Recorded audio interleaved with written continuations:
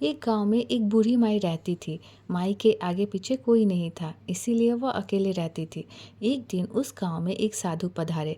बूढ़ी माई ने साधु का बड़े प्रेम और सम्मान के साथ आदर सत्कार किया। जब साधु जाने लगे तो बूढ़ी माई ने उनसे विनम्र निवेदन किया, महात्मा जी, आप तो ईश्वर के परम भक्त हैं।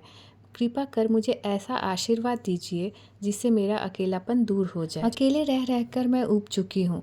साधु ने मुस्कुराते हुए अपनी झोली से बाल गोपाल की एक सुंदर मूर्ति निकाली और वह मूर्ति बूढ़ी माई को देते हुए बोले, माई, यह लो, तुम्हारा अपना बालक है। इसे अपने बच्चे की तरह प्रेम पूर्वक लालन पालन करना, इसे अपने बेटे की तरह पालना, इसकी पूरी देखभाल करना। बूढ़ी माई को तो जैसे अनमोल खजाना ही मिल गया।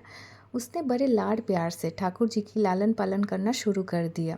वह रोज़ ठाकुर जी को नहलाती, उन्हें नए नए वस्त्र पहनाती और उनकी पूजा अर्चना करती। उनका खाना पीना भी बड़े प्रेम से बनाकर खिलाती।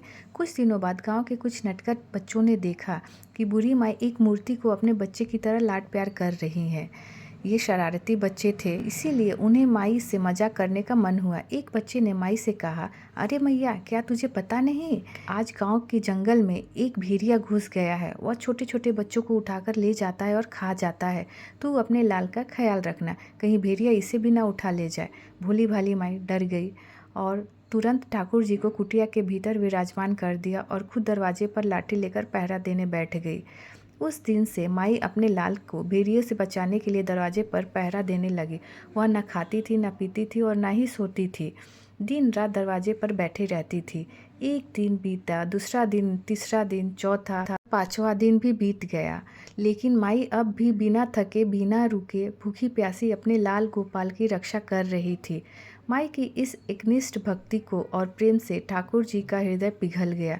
उन्होंने सोचा, मेरी माई तो सच्चे प्रेम और भक्ति में लीन हो गई है, मुझे अब इसे प्रत्यक्ष दर्शन देना चाहिए।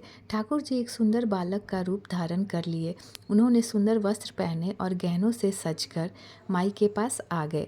जैसे ही ठाकुर जी की पग ध्वनि माई के कानों में पड़ी, माई तुरंत सतर्क हो गई। अरे ये क्या, कहीं भेड़िया तो नहीं आ गया? लगता है कि वह मेरे लाल को उठाने आया है। माई ने तुरंत अपनी लाठी उठा ली और भेड़िया को भगाने लगी। ठाकुर जी ने मधुर स्वर में कहा, मैया, मैं भेड़िया नहीं हूँ, मैं तेरा वही बालक हूँ जिसकी तू इतनी रक्षा कर रही है। देखो, मैं तुम्हारे सामने खड़ा हूँ, मैं तेरा वही लाल हूँ। माई ने गुस्से से कहा, चुप चुप हो जा, मेरे लाल के बारे में कुछ मत बोल। मैं तेरे जैसे 100 बच्चों को अपने लाल पर न्यौछावर कर दूंगी, भाग जा यहाँ से। ठाकुर जी माई के इस प्रेम को और एक निष्ठा को देखकर हर्षित हो गए। उन्होंने तुरंत अपने असली रूप में दर्शन दिए। बाल गोपाल अब अपने असली रूप में आ गए। उनकी मनमोहक मुस्कान, सुंदर वस्त्र, मस्तक पर मोर मुकुट और हाथ में मुरली देखकर माई की आंखें खुल गई। माई ने चकित होकर पूछा, तुम कौन हो रे? ठाकुर जी मुस्कुराते हुए बोले, मैया, मैं वही त्रिलोकीनाथ हूँ जिसे लोग भगवान कहते हैं। तेरी भक्ति और प्रेम से मैं प्रसन्न हो गया हूँ।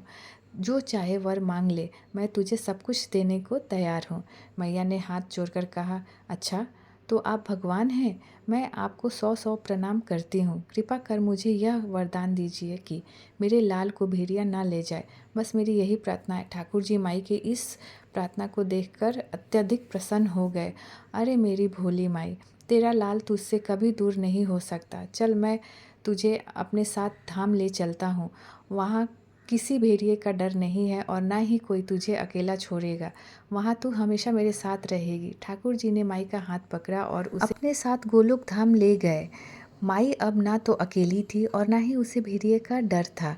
इस कहानी में हमें प्रेम, विश्वास, भक्ति और एक निष्ठता का सुंदर संदेश मिलता है। बुरी माई की तरह अगर हम भी अपने हृदय में ईश्वर के प्रति निष्काम प्रेम रखें और पूरी लगन और भक्ति के साथ उनकी सेवा करें, तो भगवान स्वयं हमें दर्शन देने के लिए विवश हो जाते हैं।